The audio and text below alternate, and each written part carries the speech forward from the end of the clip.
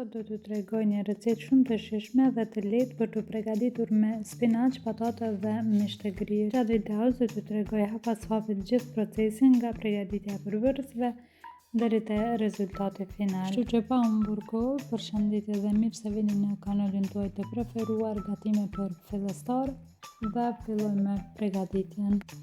Fillimisht po ju tregoj përbërësit që do të përdorim në këtë recetë. Kemi specat freskët, hudhër, miell dhe një vezë që do të na ndihmojë të lidhim masat dhe mos harrojmë gjithashtu dhe spinaq kemi. Gjithashtu do të përdorim patatet e ziera, të cilat i kam përgatitur paraprakisht. Tani po fillojmë me përgatitjen e masës. Në një të qelçit po i shtyp patatet e ziera derisa masa të bëhet sa më emët. Më pas po i shtoj miellin gradualisht dhe po i përziej masën, pastaj do ta hedh spinaqin dhe më pas do të shtoj edhe vezën, e cila më ndihmon që përbërësit të lidhen më mirë me njëra tjetrën. Tani masën e kaloj në sipërfaqen e punës dhe vazhdoj ta punoj me duar. Shtoj pak miell sipas nevojës dhe më pas i hedh specat e freskët. I përziej mirë me brumin derisa të shpendohen në mënyrë të njëtrajtshme në të gjithë masën. Për këtë recetë kam përdor miell të errët, por mund me përdor pa problem edhe miell të bardhë të zakonshëm. Të dyja japin rezultate të mira, ndërsa sasia e miellit mund të ndryshojë pak a shumë në varësi të lagështisë së patatës. Pasi brumi është gati, e ndojmë në kuleç me matësi mesatare. Tani po e nxej tiganin në zjarr mesatar dhe po përdor të njëjtin tigan ku e kam përgatitur mishin. Dhe sa po të nxehet mirë, do të filloj të pjek pallaqinkat e formuara më parë, derisa të marrin një ngjyrë të bukur dhe të artë. Nuk do të na duhet shumë vaj, thjesht lyeni duart me vaj dhe prekni formën e përgatitur.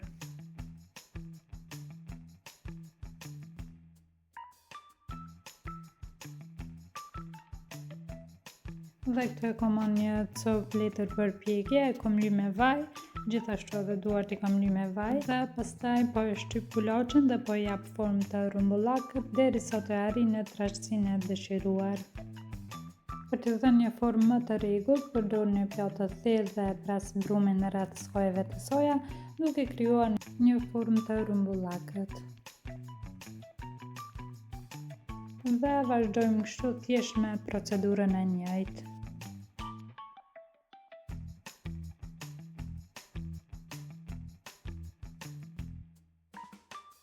Dhe kështu dal nga dal kemi ardhur deri tek pjekja e formës së fundit.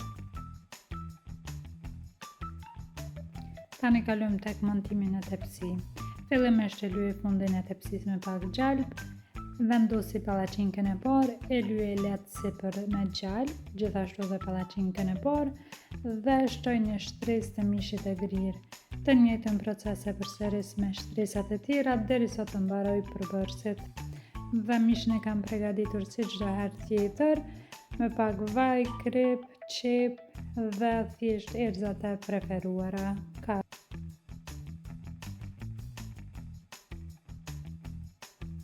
Unë do lyej sipër me një masë të përgatitur nga djathi i vijës dhe kos, që i jep një shije shumë të mirë dhe kremoze.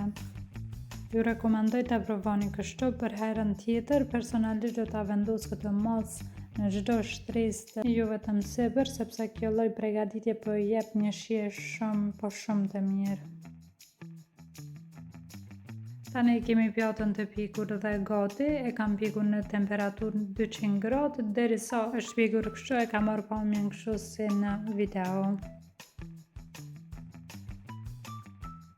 Kjo ishte receta e sotme, shpresoj t'ju ketë pëlqyer dhe ta provoni edhe ju në shtëpitë tuaja. Nëse ju pëlqeu videoja, mos harroni të abonoheni në kanalin tim, ta pëlqeni dhe të lëni një koment. Faleminderit që më ndoqët dhe shihemi në videon tjetër të radhës. Mirupafshim!